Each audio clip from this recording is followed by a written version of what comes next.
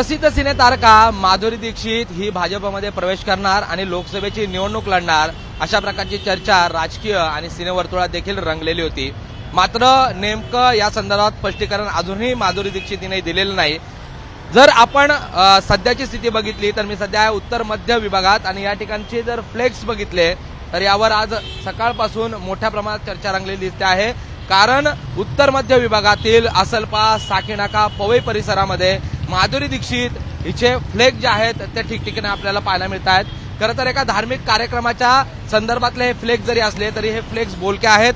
कारण माधुरी दीक्षित हिचे हे भव्य फ्लेक्स उत्तर मध्य जो मतदारसंघ आहे तिथे लागण्याचं कारण म्हणजे भाजपचे गेले 2 टर्म या ठिकाणी पूनम महाजन जे आहेत त्या खासदार आहेत आणि पूनम महाजन गेल्या 2 टर्म या उत्तर मध्य लोकसभा मतदारसंघातून निवडून येतात। त्या अगोदर प्रसिद्ध सिने अभिनेते सुनील दत्त यांच्या कन्या प्रिया दत्त या ठिकाणावरून खासदार होत्या आणि अशा स्थितीमध्ये हा उत्तर मध्य जर मतदारसंघ बघितला तर तो भाजपसाठी सध्या तरी पोषक दिसून येतो आहे आणि जर या ठिकाणावरून माधुरी दीक्षित या उमेदवार असल्या तर त्यांना हा मतदारसंघ सोयीस्कर पडेल अशा प्रकारची स्थिती आहे।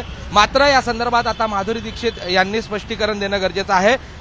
आत्ताची स्थिती बघितली तर हे फलक जे आहेत ते अशाच प्रकारचे काहीतरी सूचित करणं जे आहे ते या फलकांवरून हे सूचित होताना दिसून येते आहे।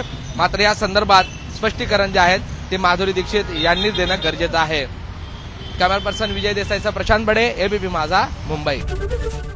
एबीपी माझा, उघडा डोळे बघा नीट।